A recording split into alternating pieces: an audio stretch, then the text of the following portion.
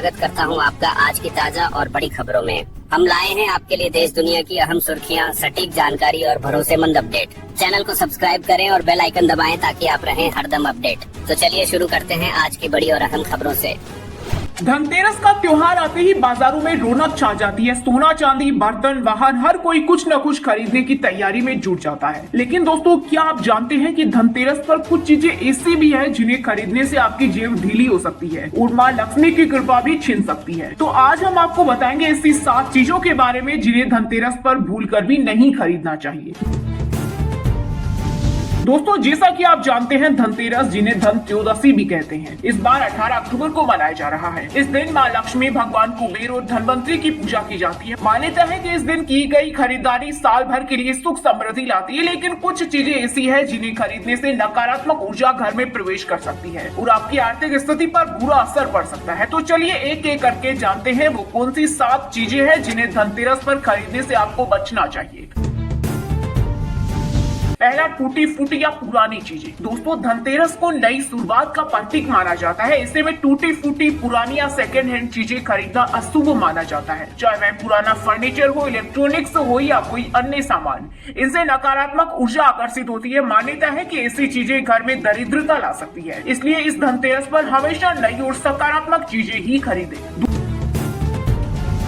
दूसरा, लोहे की वस्तुएं। लोहा राहु ग्रह से संबंधित है, इसलिए धनतेरस पर लोहे की चीजें खरीदना अशुभ माना जाता है। चाहे वह लोहे के बर्तन हो, टूल्स हो या कोई अन्य सामान, इनसे बचें। अगर आपको बर्तन खरीदने हैं तो स्टेनलेस स्टील, तांबा या पीतल जैसे धातुओं को प्राथमिकता दें। ये धातुएं सकारात्मक ऊर्जा को आकर्षित करती हैं। तीसरी, कांच की वस्तुएं। कांच की चीजें जैसे शीशे, कांच के बर्तन या डेकोरेटिव आइटम धनतेरस पर खरीदना शुभ नहीं माना जाता। ज्योतिष में कांच को शुक्र ग्रह से जोड़ा जाता है और इसे धनतेरस पर खरीदने से आर्थिक नुकसान हो सकता है। अगर आप घर सजाना चाहते हैं तो सोने, चांदी या पीतल की चीजें चुनें। चौथा, नुकीली या धारदार चीजें। चाकू, कैंची या अन्य नुकीली और धारदार वस्तुएं धनतेरस पर नहीं खरीदनी चाहिए। ये चीजें नकारात्मकता और कला को आकर्षित करती है। मान्यता है कि ऐसी चीजें घर की सुख शांति को भंग कर सकती हैं। अगर आपको किचन के लिए कुछ खरीदना है तो बर्तन या अन्य उपयोगी सामान चुनें। पांचवा, काले रंग की वस्तुएं। दोस्तों, काला रंग शनि ग्रह से संबंधित है और धनतेरस पर इसे अशुभ माना जाता है। इस दिन काले रंग के कपड़े, जूते, बैग या कोई अन्य सामान खरीदने से बचें। इसके बजाय लाल, पीला या सुनहरा रंग चुनें, जो मां लक्ष्मी को प्रिय है और समृद्धि का प्रतीक है। छठा है, तेल और घी। धनतेरस पर तेल और घी खरीदना भी अशुभ माना गया है। ऐसा माना जाता है कि ये चीजें खरीदने से घर में आर्थिक तंगी आ सकती है। अगर आपको खाने पीने की चीजें खरीदनी है तो मिठाई, सूखे मेवे या अन्य शुभ सामग्री चुनें।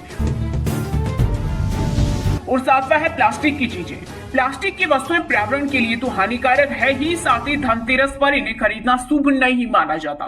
प्लास्टिक को नकारात्मक ऊर्जा का वाहक माना जाता है। इसके बजाय धातु, मिट्टी या लकड़ी से बनी चीजें खरीदें, जो सकारात्मकता और समृद्धि लाती है। तो दोस्तों, अब आप जान चुके हैं कि धनतेरस 2025 पर किन 7 चीजों को खरीदने से बचना चाहिए। इन छोटी छोटी बातों का ध्यान रखकर आप मां लक्ष्मी की कृपा पा सकते हैं और अपने घर में सुख समृद्धि ला सकते हैं। दोस्तों, दिवाली ये सिर्फ एक त्योहार नहीं बल्कि अंधकार पर प्रकाश की, असत्य पर सत्य की और दरिद्रता पर समृद्धि की विजय का महापर्व है। ये वह रात है जब धन की देवी माता महालक्ष्मी स्वयं धरती पर भ्रमण करने आती है और जो भक्त सच्चे मन से उनकी पूजा करते हैं उनके घर में स्थायी रूप से वास करती है। आज के इस विशेष वीडियो में हम आपको दिवाली पूजन की एक ऐसी संपूर्ण, सरल और प्रभावशाली विधि बताने जा रहे हैं जिसे करने से माता लक्ष्मी की कृपा आप और आपके पूरे परिवार पर सदैव बनी रहेगी। ये विधि इतनी आसान है कि कोई भी भक्त इसे श्रद्धापूर्वक कर सकता है।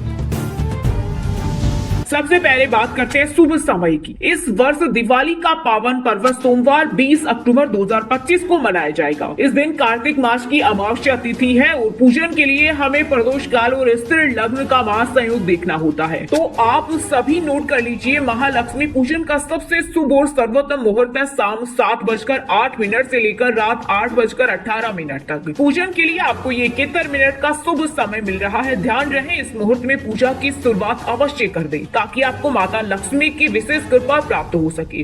पूजन की तैयारी की बात करें तो इसमें चौकी स्थापना और दिशा का बड़ा महत्व होता है। ऐसे में शाम के समय स्नान आदि से निवृत्त होकर स्वच्छ वस्त्र धारण करें। पूजन ऐसी जगह पर करें जहां आपका मुख उत्तर दिशा की ओर रहे। शास्त्रों में उत्तर दिशा को धन की दिशा यानी कुबेर की दिशा माना गया है। यदि किसी कारणवश उत्तर दिशा में मुख करना संभव न है तो आप पूर्व दिशा की ओर मुख करके पूजन कर सकते हैं। चौकी की स्थापना सबसे पहले उस स्थान को गंगा जल से पवित्र करें, फिर एक लकड़ी की चौकी स्थापित करें और उस पर लाल या पीले रंग का नया और स्वच्छ वस्त्र बिछाएं। बता दें कि लाल रंग माता लक्ष्मी को बहुत प्रिय है। अब चौकी पर 3 जगह थोड़े थोड़े चावल रखें। पहली डेरी पर भगवान गणेश जी को विराजमान करें, क्योंकि हर पूजा में सबसे पहले उन्हीं का पूजन होता है। बीच में दूसरी डेरी पर माता महालक्ष्मी को स्थापित करें और तीसरी डेरी पर एक सुपारी को भगवान विष्णु के रूप में विराजमान करें।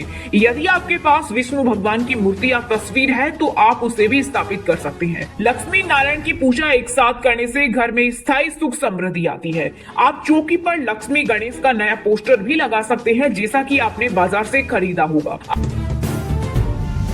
अब बात धन और पूजित वस्तुओं के स्थान की। अपनी तिजोरी में सोने और चांदी के आभूषण या सिक्के निकालकर चौकी पर रखें, क्योंकि ये साक्षात लक्ष्मी का स्वरूप है। साथ ही धनतेरस पर खरीदे गए नए बर्तन, अपनी बही खाते या हिसाब की किताबें और वह दक्षिणा आप पूजन में अर्पित करने वाले हैं, उसे भी चौकी पर मां लक्ष्मी के सामने रख दें। अब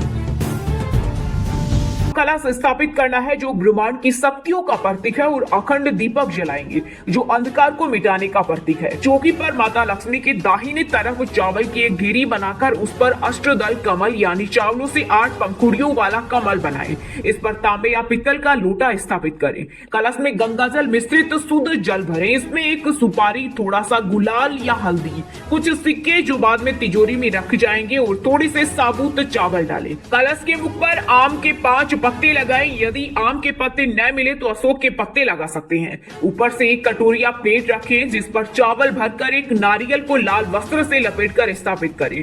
नारियल पर पहले से ही स्वास्तिक और तिलक लगा लें। अब गणेश जी के पास चावल की एक और ढेरी बनाएं। इस ढेरी पर एक बड़ा मिट्टी का दिया या पीतल का दीपक रखें। इसमें सरसों का तेल भरकर एक मोटी बाती लगाकर दीपक प्रज्वलित करें। यह दीपक लक्ष्मी पूजन के मुहूर्त से लेकर पूरी रात जलता रहना चाहिए। इसे बुझने नहीं देना है। ये अखंड ज्योति आपके घर में ज्ञान और समृद्धि का प्रकाश लाएगी। दीपक जलाने के बाद हाथ में फूल और चावल लेकर पूजा का संकल्प लें। संकल्प लेते समय अपनी मनोकामनाएं मां लक्ष्मी से कहें और उनसे आग्रह करें कि वे आपके घर में चिरकाल तक वास करें। इसके बाद षोडशोपचार यानी 16 प्रकार की सामग्री से पूजन शुरू करें। सबसे पहले सभी विग्रहों पर जल के छींटे लगाकर उन्हें प्रतीकात्मक रूप से स्नान कराएं। यदि संभव हो तो दूध, दही, घी, शहद, चीनी से स्नान कराकर शुद्ध जल से स्नान कराएं। गणेश जी, लक्ष्मी जी और विष्णु जी को कलावा वस्त्र के रूप में अर्पित करें। सभी विग्रहों को रोली से तिलक करें। मां लक्ष्मी को लाल रंग की रोली और कुमकुम अवश्य लगाएं। साबुत चावल समर्पित करें। भगवान गणेश और विष्णु जी को जनेऊ अर्पित करें। माता लक्ष्मी को कमल का फूल सबसे अधिक प्रिय है, इसलिए यदि संभव हो तो कमल का फूल अवश्य चढ़ाएं। इसके अलावा उन्हें लाल गुलाब बहुत प्रिय है। गणेश जी को लाल गुड़हल का फूल और विष्णु जी को पीले रंग के फूल या माला समर्पित करें। माता लक्ष्मी को सौभाग्य का प्रतीक मानते हुए लाल रंग की चुनरी, चूड़ी, सिंदूर, काजल, बिंदी और अन्य श्रृंगार की सामग्री अर्पित करें। वहीं माता लक्ष्मी को सुगंध बहुत प्रिय है, इसलिए उन्हें इत्र लगाएं और फिर धूप दिखाएं।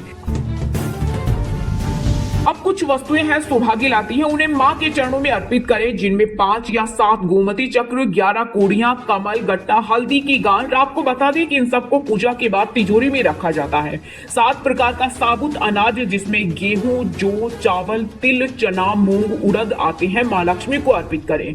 भोग में सबसे महत्वपूर्ण है खील और बताशे। इसके साथ ही घर में बनी या बाजार की मिठाई, ऋतु फल और पंच मेवे अर्पित करें। भोग लगाते समय जल का आचमन कराएं। इसके बाद 2 पान के पत्ते ले, उन पर सुपारी, लौंग, इलायची और कुछ मीठा रखकर मां लक्ष्मी को मुखवास के रूप में समर्पित करें। इसके बाद अपनी श्रद्धा के अनुसार दक्षिणा अर्पित करें। हाथ में थोड़े से खील लेकर दिवाली पूजन की कथा सुने या पाठ करें। कथा समाप्त होने पर हाथ की खील माता के चरणों में समर्पित कर दें।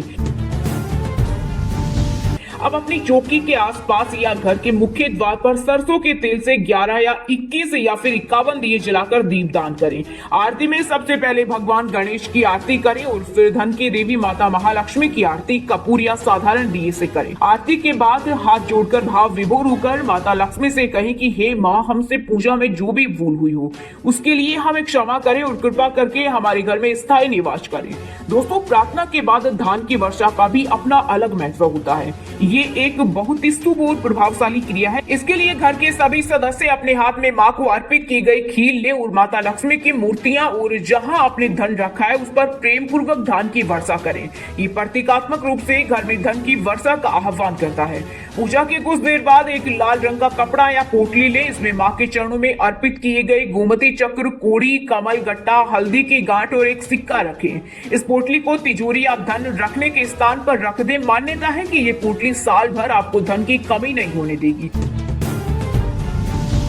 वहीं रात को सोने से पहले जो अखंड दीपक जल रहा है उसके ऊपर किसी चम्मच या प्लेट को उल्टा करके रखें। इस पर दीपक का धुआं जमेगा और काजल बन जाएगा। इसी दीपक की थोड़ी सी चिकनाई लेकर ये शुभ काजल परिवार के सभी सदस्यों की आंखों में लगाएं। ये बुरी नजर से बचाता है और बहुत शुभ माना जाता है। तो दोस्तों, ये थी दिवाली 2025 पर महालक्ष्मी पूजन की संपूर्ण सरल और सबसे प्रभावशाली विधि। अगर आपको ये विधि पसंद आई तो इससे आपको कुछ नया सीखने को मिला हो और ये वीडियो आपके लिए उपयोगी साबित हुआ हो तो कृपा करके इस वीडियो को लाइक करना बिल्कुल मत भूलिएगा। आपकी एक लाइक हमें और भी अच्छी जानकारी लाने के लिए प्रेरित करती है। ऐसे ही और धार्मिक विधियां, कथाओं और शुभ मुहूर्तों की सटीक जानकारी सबसे पहले देखने के लिए हमारे चैनल को तुरंत सब्सक्राइब कर लीजिए और बेल आइकन दबाना भी मत भूलिएगा। इस जानकारी को अपने दोस्तों, रिश्तेदारों और परिचितों के साथ शेयर करें ताकि वे भी इस सरल विधि से मां लक्ष्मी का आशीर्वाद पा सकें। फिर मिलेंगे किसी और ज्ञानवर्धक वीडियो में। तब तक के लिए अपना ध्यान रखें और मुस्कुराते रहिए। जय मां लक्ष्मी।